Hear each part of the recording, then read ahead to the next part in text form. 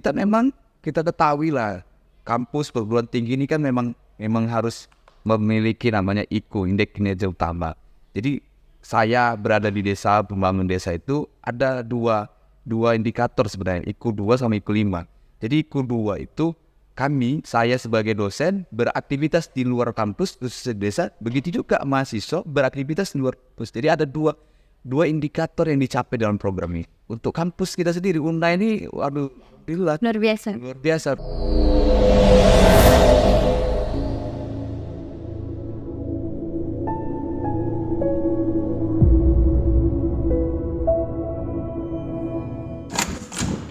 Halo Sobat Hukum, perkenalkan nama saya Andinisa Gita Lasari. Pada podcast kali ini kita kedatangan narasumber yang luar biasa. Mari kita sapa langsung narasumber kita. Halo Kak, Pak, boleh perkenalkan? Saya Anil Hakim Sopra, SPD MSI. Aktivitas saya adalah saya sebagai dosen di Fakultas Keguruan dan Pendidikan Ketensan di Prodi Pendidikan Matematika. Selain saya mengajar, saya juga aktif di kegiatan sosial, ya sebagai pembina di salah satu taman baca masyarakat Kasana Batu Baro. Perkenalkan, nama saya Nadila Azhari, saya mahasiswa dari Fakultas Ekonomi, Prodi Manajemen, dan saya kesibukan sehari-harinya nggak ada, sedang waktu aja. Baik, sebelum lanjut nih, kepada penonton setia channel YouTube Fakultas Hukum Universitas Asahan, untuk dukung terus channel YouTube kesayangan kalian dengan cara subscribe sebanyak-banyaknya dan jangan lupa like, komen, serta hidupkan loncengnya untuk mengetahui semua video-video terbaru dari channel YouTube kami. Nah, tadi tuh kan udah dijelaskan secara singkat mengenai kesibukan kakak dan bapaknya nih ya. Mungkin dari bapak dulu deh. Selain sebagai dosen, ada nggak sih kesibukan sehari-harinya di luar kampus ataupun bagaimana gitu, Pak? Selain tadi saya kan aktif di kegiatan sosial. Ya. Saya juga seorang mahasiswa di Fakultas MIPA Universitas Sumatera Utara. Saya ngambil program doktor. Saya juga sekarang mahasiswa doktor di semester akhir. Mungkin ada organisasi lain di luar kampus yang Bapak mengikuti? Saya hari ini memang sebagai sekretaris jenderal di organisasi DPP Aliansi Masyarakat Anti Narkoba Republik Indonesia. Ya, kegiatannya kegiatan sosial, bagaimana saya memberantas narkoba, mengedukasi masyarakat, dan saya juga sebagai relawan BNN RI. Dan mungkin dari kakaknya kesibukannya apa aja nih selain di kampus ataupun mungkin mengikuti organisasi di luar kampus? Kesibukan sehari-hari cuma kuliah aja sih. Paling kalau nggak kuliah ya di rumah makan tidur. Nah, tadi mengenai kesibukan sehari-hari, sebelum membahas lebih jauh nih Pak, mungkin penonton di rumah nggak tahu nih PPK Ormawa itu apa. Boleh dijelasin nggak sih Pak PPK Ormawa itu apa? PPK Ormawa singkatan dari Program Penguatan Kapasitas Organisasi Mahasiswa yang merupakan kegiatan kampus merdeka, yaitu program ini adalah program membangun desa. Jadi memang kegiatan PPK Ormawa ini wajib diikuti oleh organisasi kampus yang memiliki legalitas yang jelas dari kampus. Artinya internal kampus, bukan eksternal kampus.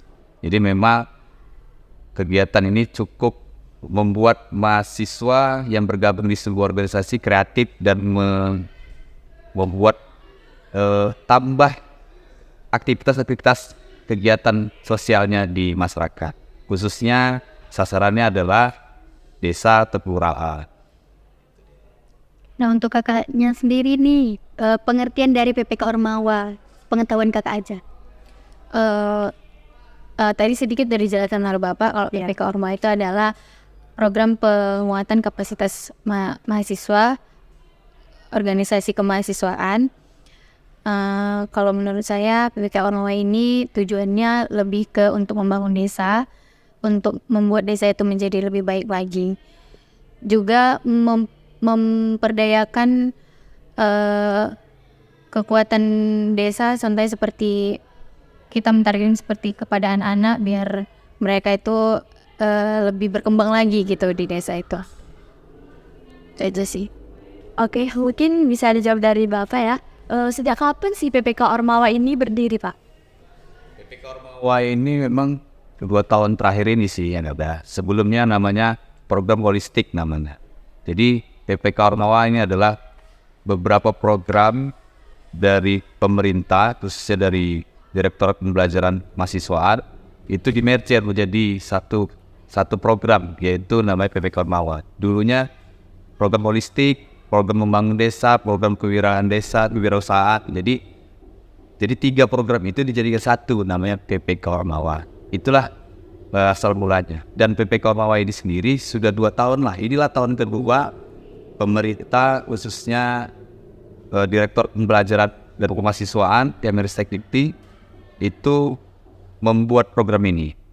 Dan salah satunya kami lah yang ada di sini sebagai pemenang lah. Saya sebagai dosen pembimbing dan bermahasiswa saya itulah salah satunya. Dan saya sebagai dosen pembimbing sudah ini yang kedua kalinya. Sebelumnya saya membuat program itu atau memilih sasaran itu di Desa Silobar, Kabupaten Asahan. Baik, itu tadi berdirinya kan Pak, dibangun.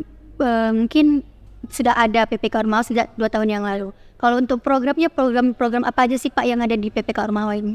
Jadi program PPK Ormawa ini, tadi kan kita sudah tahu tipsnya adalah membangun desa. Jadi ada namanya desa kewirausahaan, ada namanya desa iklim, ada namanya desa cerdas yang hari ini kami pilih, baru sekolah perempuan, dan banyak lagi yang lainnya, cukup banyak. Artinya kita sebagai organisasi kemahasiswaan bebas memilih mana dan sesuai dengan program kerja yang sebelumnya kita kerjai. Jadi memang program ini cukup memfasilitasi mahasiswa, khususnya Ormawa, kampus, untuk lebih bisa totalitas lah membangun desa dan mengembangkan kreativitas, ide-ide yang cemerlang sehingga kedepannya desa ini menjadi desa yang lebih baik di Indonesia. Itu dia. Terus Dalam program tersebut, Pak, boleh memilih satu program atau boleh 2, bagaimana itu, Pak? jadi setiap organisasi kemahasiswaan itu wajib satu dia memilih.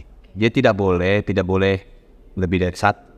Dan saya sebagai dosen pembimbing hanya satu yang boleh saya bimbing. Dan itu bebas untuk memilihnya ya? Bebas memilih. Dan ingatnya satu yang perlu kita ingat juga, kita harus sesuaikan dengan Kemampuan.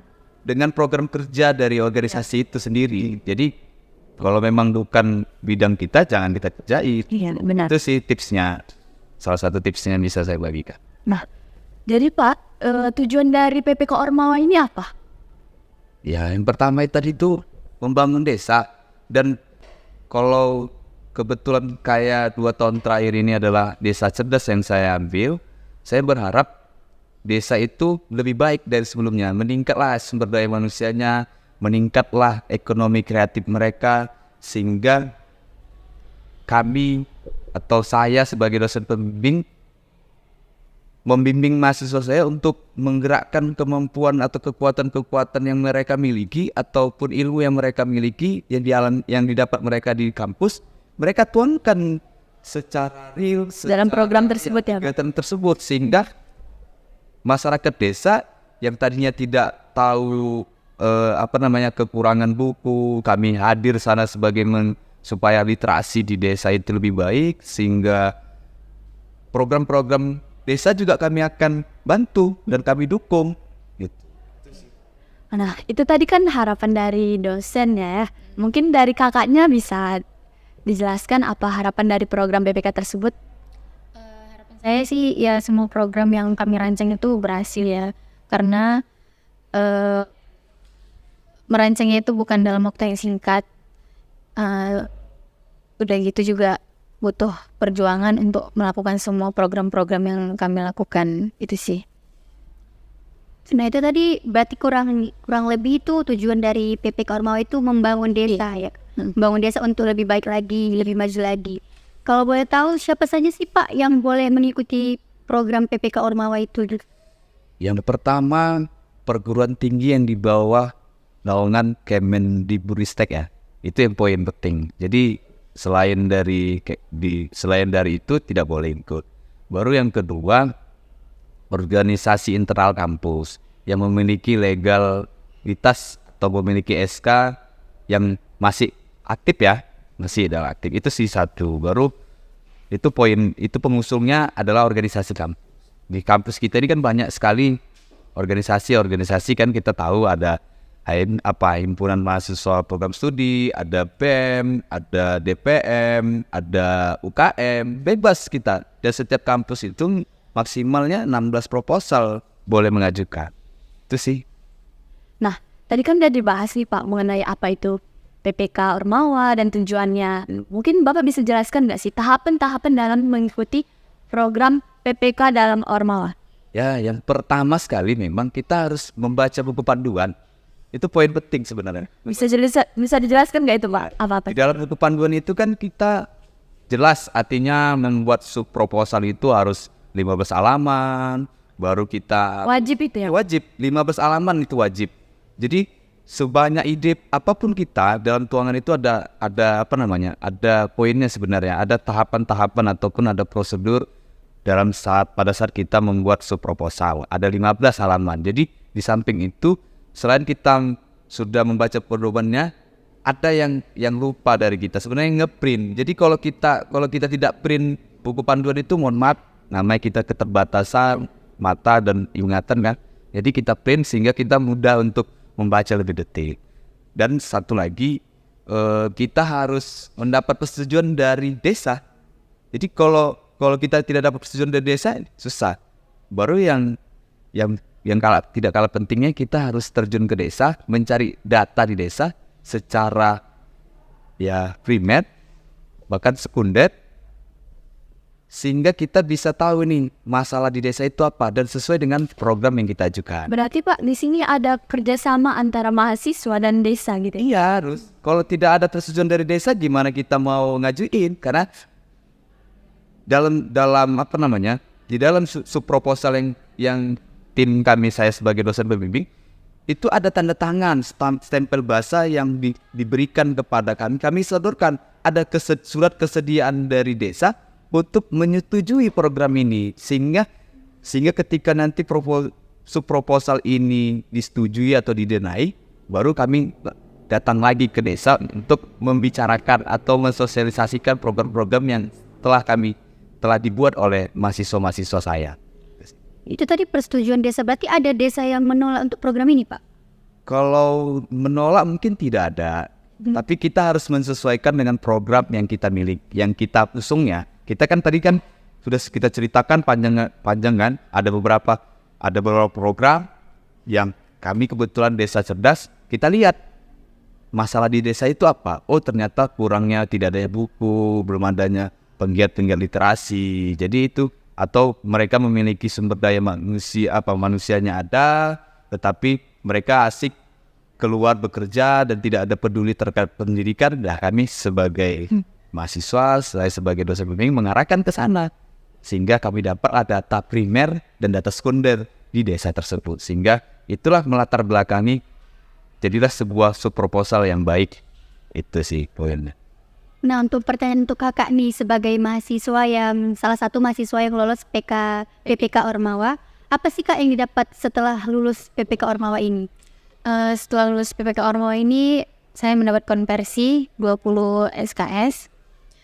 Selain itu juga sudah pasti teman-teman yang baru, karena hanya saya sendiri yang berasal dari manajemen, dan yang lainnya itu dari Fakultas Keguruan. Menambah relasi, pengalaman, wawasan, dan itu cukup luar biasa untuk saya. Dari mana sih kakak mendapatkan informasi tersebut? Sementara kan teman-teman yang lain dari Fakultas Keguruan nih, sementara kakak sendiri manajemen. Kakak mendapatkan informasi tersebut dari mana tuh? Sebelumnya memang saya juga belum tahu nih, karena kan ini juga baru 2 tahun ya berjalan PPK Ormawa ini. Kebetulan dosen pembimbing dari kegiatan ini dulu mengajar ya Pak di kelas saya, dan saya mendapatkan informasi itu awal mulanya dari Bapak, baru saya langsung dari dosen pembimbing. Ya, terus saya cari tahu juga kan, sesudah itu Bapak menanyakan lagi, saya mau masukkan program lagi nih, kata Bapak itu mau mengikuti lagi, apa kamu mau ikut, kata gitu. Baru saya iyain, makanya saya bisa bergabung di dalam tim ini. canggung nggak sih Kak? Kan sementara tuh teman-teman Kakak tuh dari Fakultas Ekonomi ya. Biasa kita tuh baru pertama kenal atau gimana pasti canggung. Kalau menurut Kakak gimana tuh? Awal mulanya pasti ya, pasti canggung sekali karena selain beda fakultas, juga usianya kan berbeda. Saya paling muda, di antara yang lain paling muda. Saya juga masih semester 4, ada yang semester 6 juga kan. Awal mulanya sangat canggung luar biasa. Bahkan pertama kali melihat muka aja rasanya kayak, aduh diterima nggak nih ya di tim ini gitu. Karena kan beda fakultas sendiri, mereka tuh kayak tim keguruan walaupun beda prodi, mereka tuh satu tim gitu kan perguruan. Tapi alhamdulillahnya mereka tuh sama-sama mensupport satu sama lain. Jadi udah sama-sama kayak keluarga. Udah nggak ada lagi canggung-canggung sekarang ya. Kakak tadi paling kecil kan, paling muda, sulit nggak sih Kak berbaur atau menyesuaikan diri di dalam tim atau di dalam masyarakat gitu, susah nggak? Alhamdulillahnya sampai sekarang nggak ada yang terlalu susah. Paling hanya mungkin kalau masalah ucapan atau cara berpikir mereka yang harus kita mengerti. Itu aja sih. Mungkin ada dalam melakukan program PPK ini kan kelompok nih Kak. Iya. Ada pernah melakukan kayak salah paham atau berbeda pendapat. Caranya itu dalam melakukan mengatasi hal-hal tersebut bagaimana tuh Kak? Pasti. Itu beberapa kali juga kami pernah mengalami perbedaan pendapat dan sempat, tapi nggak sampai yang ribut besar karena ketua kami juga sangat bijaksana orangnya dan kami sebagai anggota juga menghargai dia sebagai ketua. Jadi apapun yang dia bilang itu yang kita lakukan. Kalau Kakak sendiri profesinya di dalam tim itu sebagai apa? Kalau saya alhamdulillahnya walaupun paling muda tapi saya dipercaya sebagai bendahara di dalam tim tersebut. Nah, selanjutnya kita ke bapaknya nih. Dari jenis-jenis PPK Ormawa ini ada nggak sih Pak? Mungkin dari jenis-jenis programnya atau bagaimana gitu? Oh, kalau jenis programnya memang kembali lagi kita kan, kami dari tim apalah, saya sebagai DPL-nya Desa Cerdas kami memilih. Jadi memang Jadi topiknya itu bisa kita memilih sendiri gitu Pak? boleh, karena kami memang basic pengusungnya adalah himpunan mahasiswa program studi dan kami memiliki latar belakang keguruan dan kami berpikir ya Desa Cerdas ini cocok dengan kami dan kami memang selalu beraktivitas di situ. Dalam kelompok PPK Ormawa ini, Bapak dan Kakak memilih desa mana? Ya, tadi belum tahu nih ya. Kita dari tadi bahas-bahas kenal sebenarnya kita nggak tahu nih yang desa Kakak dan Bapak yang pilih itu desa mana? Desa yang kami pilih itu Desa Air Genting, Kecamatan Seidandap. Enggak, Oh, Kecamatan Air Batu, Kabupaten Asahan. itu Sumatera Utara ya. Jadi air genting memang air genting. Memang air genting ini. Oke, istilahnya banyak sekali penting. Dan kedatangan Bapak dan Kakak serta kelompok PKK Ormawa ini disambut baik atau bagaimana di desa tersebut? Oh ya, alhamdulillah kepala desa cukup humble ya, cukup luar biasa. Mereka memang sampai hari ini support system memang luar biasa lah kalau menurut saya. Mendukung ya Pak? Ya, perangkat desa cukup luar biasa lah, cukup menyambut kami. Bahkan kedatangan kita itu sangat-sangat ditunggu ya Pak. Sampai beberapa program mereka itu kan ada gitu kan di desa untuk anak-anak pemuda sekitar. Mereka itu sangat-sangat membutuhkan bantuan dari kami. Kayak kapan nih bisa kita sandingkan program kita sampai sangat amin ya. Iya, luar biasa. Sudah sudah dianggarkan sama mereka. Iya. Hal-hal apa saja sih yang Kakak buat dalam mendatangi desa tersebut? Programnya seperti melakukan apa di desa tersebut? Program sasaran kami yang di dalam PPK Ormawa ini Melakukan apa saja? yang ingin kami lakukan di sana. Iya. Yang ingin kami lakukan di sana itu penerapan 6 literasi. Apa aja itu Kak? Literasi baca tulis, literasi numerasi, literasi finansial, literasi budaya, literasi digital, dan yang terakhir literasi Numerasi. oh iya numerasi. Dengan cara bagaimana tuh Pak menerapkannya? Kalau untuk contohnya ya salah satu kayak literasi budaya. Nanti di sana itu kami akan buat seperti mengajarkan mereka menari. Selain itu juga di literasi budaya itu kami akan setiap seminggu sekali akan membuat nonton bersama, dan itu tentang film-film tentang sejarah Indonesia seperti itu. Itu dari literasi budaya. Iya. Kalau boleh tahu kenapa sih Pak memilih desa Air Genting ini? Sebenarnya desa Air Genting ini memang cukup apa ya, bagi saya memang asing memang.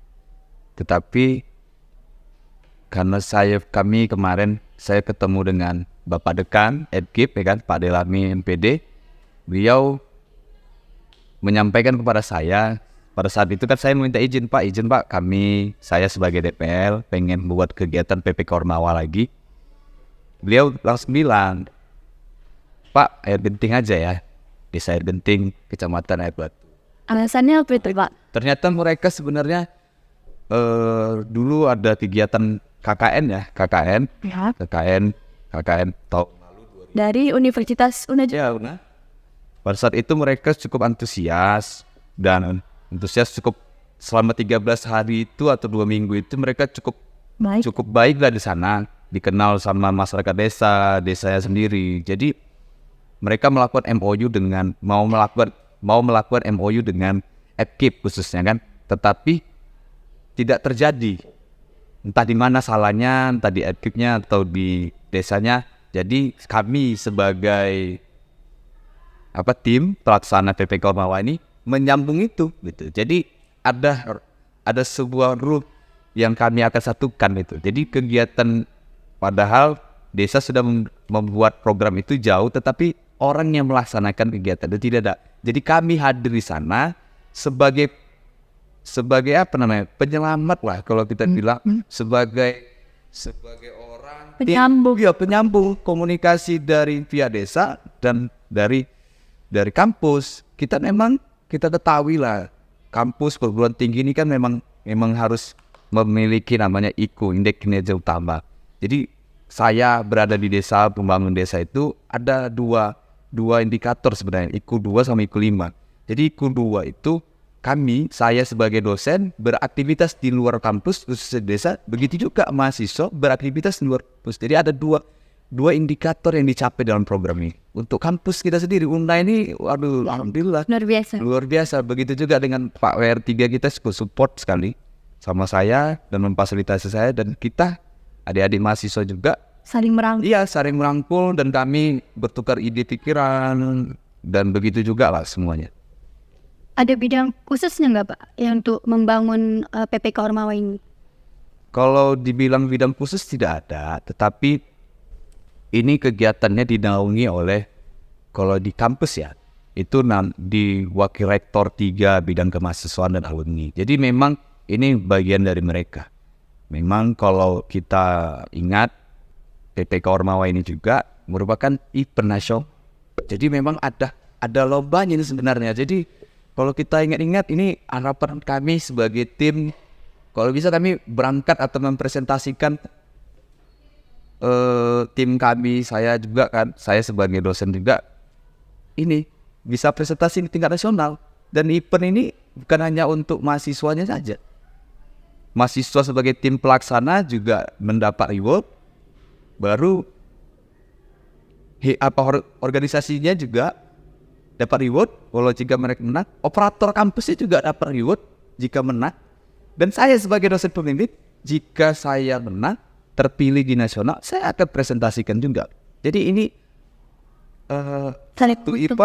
tapi saling menguntungkan empat ini. Jadi mudah-mudahan kami dari tim PPK Universitas Asahan tahun 2023 bisa mewakili LLDT 1 untuk bisa berangkat ke nasional. Itu dia sebenarnya.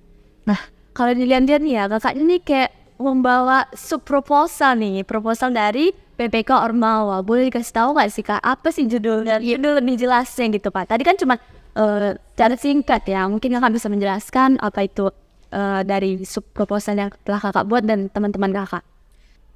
Kalau untuk judul proposalnya itu adalah pemberdayaan masyarakat desa Air Genting untuk mewujudkan Sustainable Development Goals atau SDGs pendidikan desa berkualitas melalui program Desa Smart Literasi.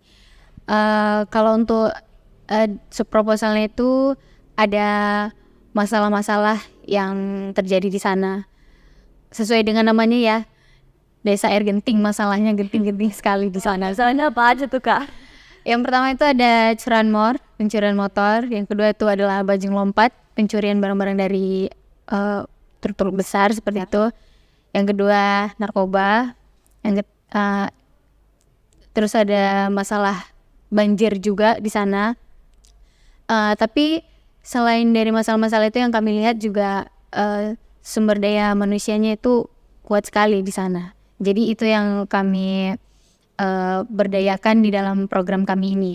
Selain itu juga ada tujuan yang ingin kami capai dari kegiatan PPK kami yang kami lakukan di sana, itu adalah memberdayakan Desa Air Genting dalam program Smart Literasi Desa atau SDL dalam rangka menumbuhkan gemar membaca masyarakat, mengembangkan pendidikan non formal berbasis inklusi sesuai dengan kebutuhan masyarakat dengan memperhatikan aspek dan menyediakan layanan pendidikan keterampilan di setiap pojok literasi.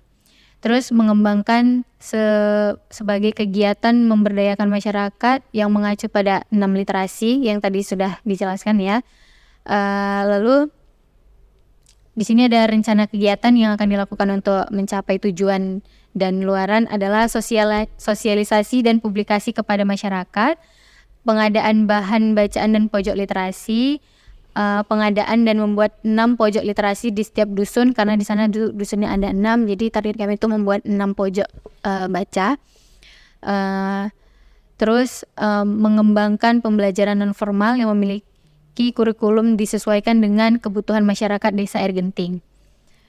Mungkin cuma itu aja sih dari Ini kan ada tuh kakak bilang dalam permasalahan di Desa Air Genting tersebut seperti curanmor dan bajing loncat serta narkoba. Dan peran kakak serta teman-teman kelompok PKK Ormawa ini apa di dalam mengatasi permasalahan tersebut di Desa Air Genting? Kalau untuk permasalahan tersebut mungkin kami nggak bisa terjun langsung ya untuk memberhentikan kejahatan-kejahatan yang seperti itu.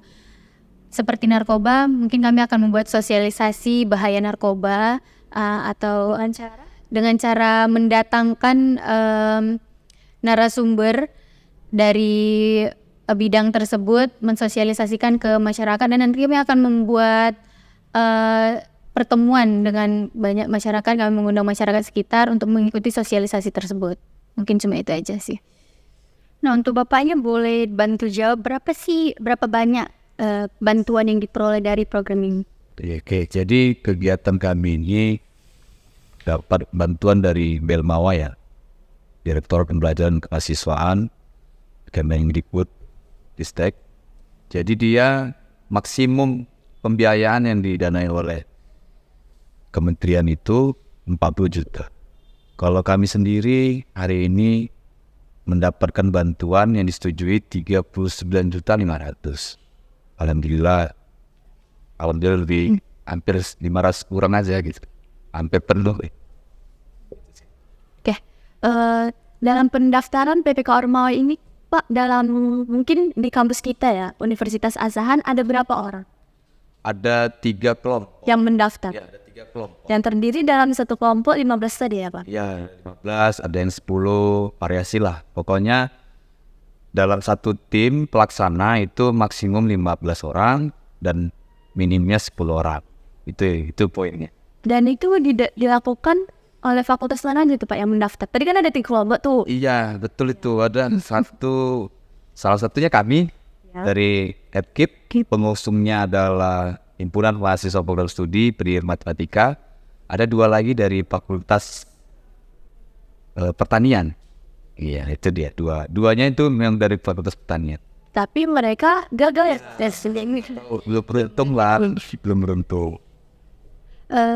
Hal apa saja sih Pak yang harus diperhatikan untuk melakukan atau mengikuti program PPK Ormawa ini? Sebenarnya program ini harus itu ya, ingat ya, kembali lagi saya jelaskan kepada kita semua, pada sahabat channel Fakultas Hukum, ini dia harus memiliki SK Ormawa secara legal, itu yang penting. Jadi kalau tim pengusungnya bukan sebuah organisasi, tidak dibenarkan. Tuh, jadi mahasiswa biasa tidak boleh ikut. Dan sebagai ketua pengusungnya harus memiliki organisasi itu. Dia bagian dari organisasi itu. Jadi memang kalau tidak, misalkan gini contoh, kami sebagai mahasiswa-mahasiswa saya di himpunan mahasiswa program studi itu, ketuanya itu sebagai sekretaris organisasinya. Jadi tidak boleh ketua itu dia bukan orang di dalam itu. Dalam suatu organisasi. Iya, dia harus dia yang harusnya. Dan kami hampir 70% dari pengusung itu HMPS, pendidikan matematika. Sisanya baru kami ambil dari prodi lain. Ya salah satunya Manajemen. ya manajemen. Karena saya anggap dia mempunyai kemampuan literasi keuangan, jadi saya berdayakan dia. Baru banyak lagi yang lain. Mungkin Bapak bisa jelasin nggak sih tahapan-tahapan dalam mendaftar PPK Ormawa tersebut? Tahapan-tahapannya pertama, yang pertama sekali kita harus siaplah proposalnya, itu paling penting. Dan kita harus perhatikan halaman 15, baru kita sudah dapat persetujuan dari Bapak Wakil Rektor 3 yang di halaman pengesahannya, baru kita sudah dapat juga surat pernyataan kesediaan dari Bapak Kepala Desa, dan begitu juga dari pembinanya semua. Itu harus lengkap lah semua dan stempel bas. Oke. Dan ingat satu lagi ya, Apa itu, Pak? di-scan dengan baik, jangan dipoto pakai handphone, itu yang penting. Jadi kalau kabur kan ragu mereka terhadap ini benar nggak, atau fiktif atau real nggak gitu. Itu yang paling penting sebenarnya. Jadi nggak boleh asal-asalan namanya kita mengajukan. Harus teliti ya. Harus teliti, cermat, bacanya jangan ada typonya, jangan ada yang salah di dalam proposal itu. Jadi memang kalau proposal itu bagus, mantap, mudah-mudahan tim juri dari kementerian senang baca kita. Dan ingat satu lagi, pilihlah judul yang terkini, yang sesuai. Kami kan tadi ada SDGs, itu kan terkini. Jadi bagaimana kalian sebagai mahasiswa juga, sebagai host kan mahasiswa juga, jadi bagaimana ke depannya ya bisa kita berkolaborasi dengan saya, atau bisa membangun saya sebagai pembicaranya untuk ini secara massal, secara umum, mudah-mudahan bisa membantu. Dan harapan saya bukan hanya kami sebagai tim PPK yang hari ini, tapi bisa ada orang-orang lain, orang-orang lain ataupun tim-timnya. Baik, itu tadi sebelum menutup nih Pak, pertanyaan terakhir, ada nggak sih tips untuk mahasiswa yang mungkin ingin mengikuti jejak-jejak Bapak dengan Kak ini lolos PPK Ormawa? Tips dari Bapak dulu secara khusus gitu Pak. Iya. Ya, yang pertama sekali memang tipsnya itu, poin pertama, kita harus baca buku panduan secara detail. Itu poin. Yang kedua, kita harus print. Yang ketiga, kita harus tentukan program apa yang mau kita buat. Yang keempat, pilih desa sesuai dengan masalah ini. Yang kelima, kita mendapat persetujuan dari Bapak Wakil Rektor. Baru yang keenam, kita dapat persetujuan dari desa, dari dosen pembina organisasi. Dan jangan lupa SK-nya harus sudah masih legal ya, jangan nggak legal. Kalau nggak legal nanti ini Bahannya tuh ya Pak. kalau tidak legal maka susah. Itu poin. Baru yang terakhir, ketika kita sudah siap semua, maka kita jadikan PDF dan kita berikan kepada operator kampus. Salam untuk Bang Pari nih, Bang Pari cukup luar biasa. Sama tahun nonton ya sih. Mudah-mudahan nonton Bang Pari nih. Bang Pari juga salah satu team maker kami bisa lolos juga, karena dia mengupload ke alaman PPK Ormawa di kementerian. Karena ada websitenya juga itu. Jadi ketika sudah fix semua, baru kami tunggulah hasilnya. Sekitar 2 bulan kami menunggu hasilnya. Alhamdulillah lolos. Didanai 39 juta. Mungkin dari kakaknya nih ada nggak tips and triknya sebagai mahasiswa kelompok dari PPK Ormawa tersebut?